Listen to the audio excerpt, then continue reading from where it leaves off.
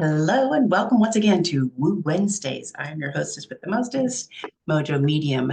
I am leading the next generation of spiritual guides to raise humanity into the next paradigm, the new paradigm. And that's what I'm going to be talking about today. So I want to talk about the new paradigm and I want to talk about the courageous, outrageous society of mothers. But first, let's start with a uh, excuse me, good news only fortune telling card.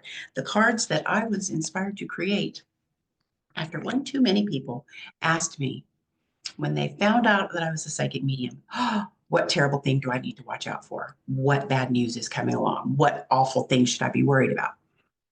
And as you probably know, if you look for the bad, you'll probably find it. If you look for the good, yeah, maybe you'll find that. Okay. So I created these cards so that every card in the deck has a word or phrase that can only be interpreted as good news. It's going to give you something to look forward to in the next few days to a week. I'm not going to get more complicated than that. But this is something that I like to pull one of these every once in a while, just just for fun. Just want to pull one and see what it says to my day, see what I have to look forward to.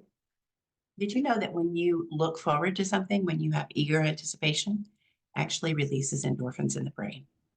Your body releases endorphins, and that's one of the feel good ones, right? Okay. Serotonin, dopamine, endorphins. We didn't know all this stuff in the 70s, I mean, I guess doctors did, brain doctors, neuroscientists. Okay. Next few days to a week, flexibility is your good news. So you can look forward to that. What's this in regard to? Ooh, so there's a situation, especially with work-life balance, it feels like actually, and you feel like it's rigid, and this week it turns out not to be. Yeah, so it's just like one of those little, yay, I get to do what I want to do, or I get this time off, or this person canceled, or whatever that is. You're going to get to do what you want to do because it's flexible. All right, cool. Look forward to that and then come back here and tell me how it showed up in your life. Okay, let's get to it. I'm going to talk about a couple of things and I want to share a graphic with you because let me start with the divine masculine and the divine feminine. They really don't have to do with men and women. It's just that the energies tend to be, and this is very broad brush generalization, tend to be like men and women. And you can kind of think about like, well, is this thing divine masculine or divine feminine? You know, well, is it like a man or is it like a woman? It's not always true. Absolutely. And here's the thing. This is why I did this. I'm going to share this with you. And if you're listening on the podcast, I will describe this for you. So here's what I've done. I've created this little spectrum because the divine feminine and the divine masculine are a spectrum. And so at one end, if everything were all divine masculine, if everything all the time were that, I've assigned it the color yellow. Then it would be like create and destroy, and nothing but create and destroy. Or if you prefer, provide and protect, provide and protect, provide and protect. It's a nice one. It's a little bit nicer than create, destroy, right? And then on the other end of the spectrum is, which I have given the color of blue, and I'll explain why in a sec. You've got kind of like hug and cry, hug and cry, hug and cry, or cry and hug all the time, nothing else. Or you could, in nicer words, um, okay, it just went right out of my head. This happens sometimes when I'm supposed to stick with cry and hug, I guess. It's about, the nicer way to say it is whatever. I'll come back to it. So I have chosen yellow and blue for a couple of reasons.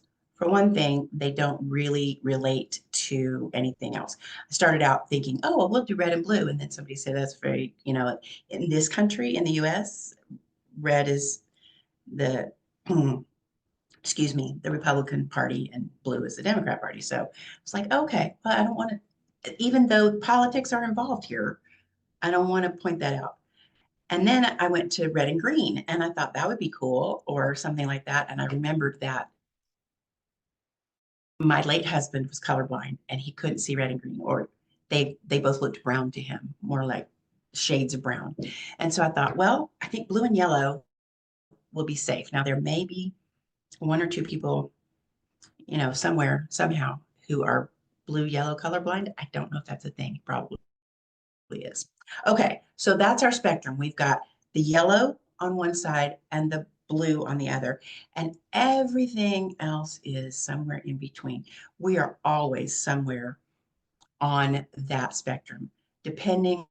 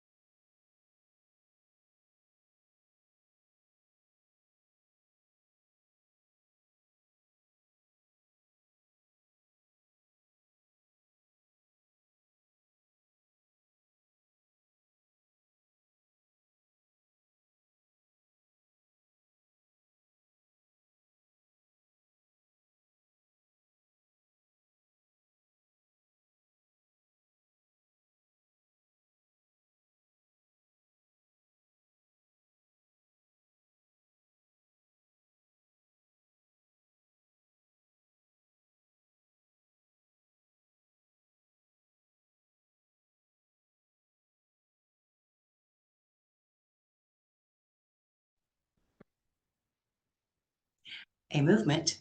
Sorry, my internet just like crapped out for a second. Interesting.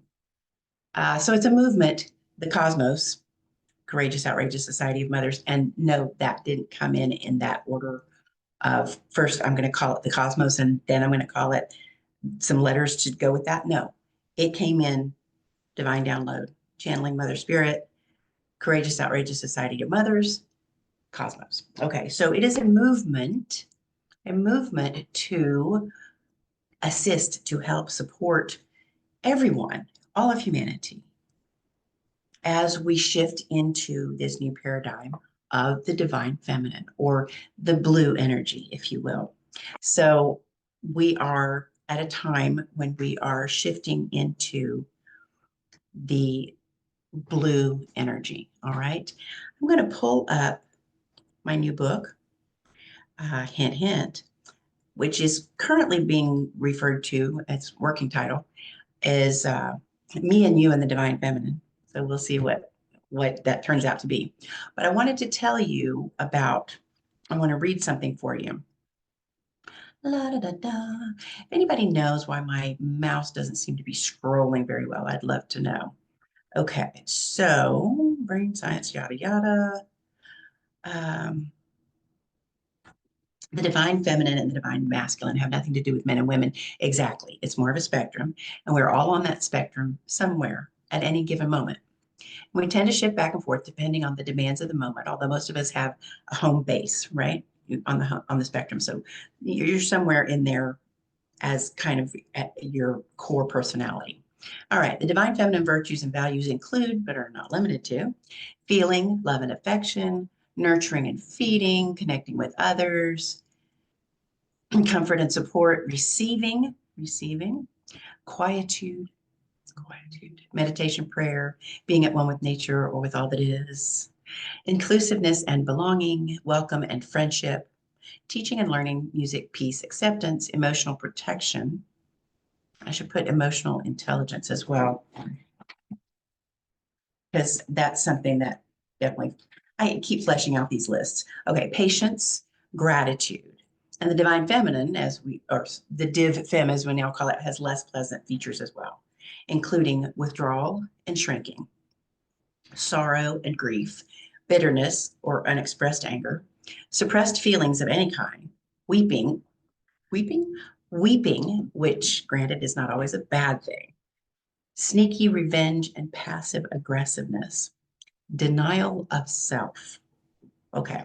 The divine masculine or div mask values and virtues include thinking, creation and creativity, building and creating material things, inventiveness and invention, giving and also taking away, taking action physically, steadfastness, upholding norms and traditions, expansion, providing, physical protection, quickness, especially to take action in response to a problem, celebration, noise and loudness. Wait, is that favorable or not? And the divine mask has its own less pleasant features as well, such as violence, hate, destruction of material things, exclusiveness and rejection, greed, a no room at the end attitude, and overreaction. So these are the kinds of energies, values, virtues that we are talking about with the yellow and the blue energies. So you know I'm talking about yellow is the divine masculine, blue is the divine feminine. And we have our spectrum. Now that what's been happening for a very long time, you may be aware that the divine masculine has been the primary energy of all of humanity for a very, very long time. And there have been indications of the rising of the divine feminine for a number of decades. I mean, you can even go back to the suffragist movement in the early 20th century, the abolitionist movement in the 19th century, and before that, actually, because there were abolitionists long before the Civil War. So those are little peaks of people saying, wait, we want to do this differently. We want to include people. We want to love people. We want to help people. We don't want to hurt people anymore. Okay. Or we want to be included. We want to be equal. We want to be fair. So there's all of that that comes along. And then as you move into the 60s, then we had the sexual revolution after the pill, and we had the women's liberation, we had the civil rights movement, we had come on down the line, you know. And as we move into the 21st century, which has now been 25 years, I know it's crazy. 2000 was about when I started noticing the feeling that we were starting to lean toward the divine feminine. And I know what you're thinking. How can that possibly be when we're in this huge mess of things being taken away and rights being denied and people being fired and so on and so forth? So I'm going to get to that. So I started noticing that marketing was shifting. I was a business owner since 99, and marketing was shifting. We were starting to market and network in a more feminine way. Networking itself is very blue energy, connection, conversation, helping each other, giving, referring people to you, all of that. Excuse me. And now there are, or at least there were, networking groups that were definitely very, very heavy on the yellow side. But still, the idea of networking as being part of a community of people you know, like, and trust, and you can tell your clients to go see them or tell your friends to go see them for whatever business they have. That's a very blue kind of thing, you know? So that was coming along. And then the marketing part, advertising was, the advertising that we had in most of the 20th century was developed by men for men. Surprise. So men were in charge, men were in power, of course. And so everything was promoted to men to help them get laid or to tell them that they would get laid if they bought this product. And it was promoted to women as use this product and you will get a man. Right. So we had women's ads for a cold cream. There was a cold cream. It's like moisturizer and makeup remover. It's called Pond's. It's still around, and some people swear by it. So there was an ad for Pond's. Oh, and there's a lovely young woman. She's got an engagement ring, and it says she's lovely. She's engaged. She uses Pond's. Well, if you use pawns, you'll be lovely and you'll be engaged too, right? You get it. You get it. It's like, was that really what women wanted? Well, probably because they'd been taught that that's what they wanted. Okay. We know that has changed tremendously. So think about it now. Think about even by the late 80s, early 90s in this country, women were making about 80% of the buying decisions. So why were ads still going, come on down, get a great deal on this truck and you'll get laid. Woo! That doesn't work when you're selling to women. And so in the early 2000s, as a business owner and as dealing with other business owners, we talked a lot about how to appeal to women so that they would understand what it was we were doing that would actually be helpful for them. Now, some of that was kind of undoing all the years of divine masculine. And this is where we are now. Undoing the divine masculine is really scary to a lot of people, not just to men, to women who believe that if they use pawns, they'll be lovely and engaged. You know, it's not brainwashing exactly, but it's just the way that things have been set up for hundreds and thousands of years, where men had the physical power, so they just did whatever they wanted. And, even the founders of the United States, um, they built a world for themselves. It didn't occur to them to think about rights for their wives. What they took care of their wives. Why would their wives need rights? Never mind the single mother or which happened a lot. Never mind the woman who prostituted herself because she had no other way to make a living, because the world was not set up for her to make a living. So in the 80s, especially, the women's lib in 60s and 70s, and then the 80s, women got really corporate. We got the big shoulders and we got the Grace Jones hair, and that's what I'm going for. And we had this going on. I was in corporate. I wore my little skirt suits and my pumps and my pantyhose every day. And I was a property manager. I climbed on roofs in those shit. So, women were trying to be more like men. A lot of our work clothes in the 70s and 80s and 90s even were just slightly feminine versions of men's suits. And so we were trying to be equal by being like men. Well, we're not doing that anymore. When I read the statistic about how few women are CEOs in the Fortune 500, for example, I think there's 2% or maybe just two women. I'm not sure. It occurs to me that we don't want to work like men work. We don't do that. We want to connect. We want to be part of each other's lives. We want to make other people's lives better. We want to help and support and uplift and all of that. And that's not to say that all women bosses are like that or that all women business owners are like that, because they're not. And especially back still in the 20th century, I knew a number of women who were just like, you know, power hungry, I'm going to be like the men. But I think that not only have women not been offered the opportunity to rise to the C-suite, but women don't really want to do that. You know, we want to sit in our prissy, pretty office and wear our jewelry and our makeup. Maybe you might not be like that. And we want to have conversations. We want to connect with people. We want to work with people one on one. We want to be part of a group. We want to be a part of a community. We want to belong. And these are all actually totally human values and virtues. They are not only feminine.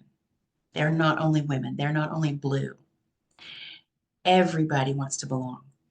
And that is a biological, evolutionary need that we have to belong. Because early humans did not survive very long by themselves. And so people had to be part of a group.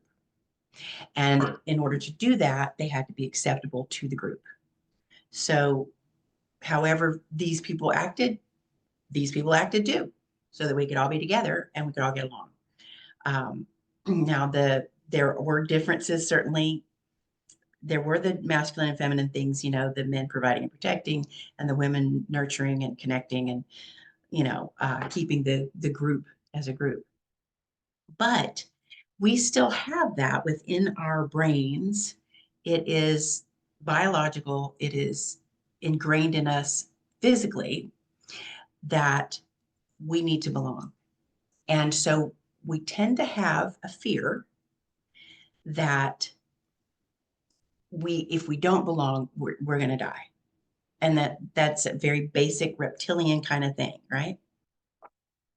Shame, according to Brene Brown, brilliant philosopher and sociologist, shame is the fear that there's something about you that will make other people not want to include you.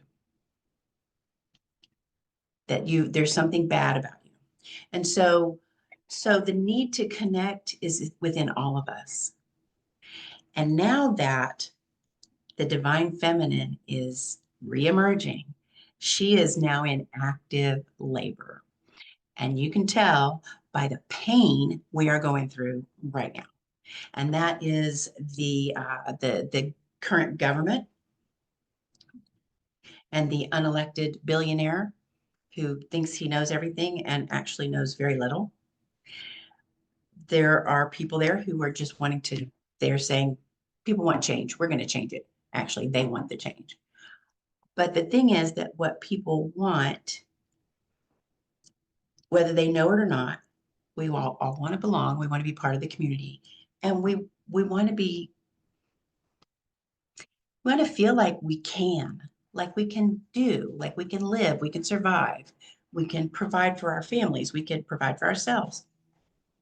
And when you cut people out of that, when you take away things that they've already had and that they depend on, when you refuse to fund research into medicine that will save people's lives, when you deny that vaccines save lives, do you realize that right now there is a measles outbreak in West Texas? 124 cases, 5, I think, have died. Children. Preventable deaths. Children. Measles is serious. There's another outbreak in somewhere in Ontario, Canada, near Toronto. They've had fewer cases, but also had deaths. All preventable. All preventable. Do you hear me? Yeah. Do you remember that time you got polio? No, you don't, because your parents got you vaccinated. So these are the kinds of things that are pushing back against the advancement of the blue energies. Okay. It's all pushback. So it's really coming to a head now. The fight is on. And so as a blue fairy, the blue fairy, as a Cosmo from the Courageous, Outrageous Society of Mothers, it's my job to help you make it your job to work not against the yellow, but to work away from it and to grow the blue and to spread the blue energy all around so that everybody will ultimately be better off. It's a tumultuous time. It's difficult. I am up for the challenge. How about you? So if you're interested in the Courageous, Outrageous Society of Mothers, please comment below or direct message me or get in touch via email, mojomedium@gmail.com. And you can also find information at mojomedium.com. I'm going to wrap it up. I've been a Yakin, and I thank you for being here. Again, I'm Mojo Medium. This has been Woo Wednesdays, and I hope you have a great day. Remember my motto, y'all fight nice.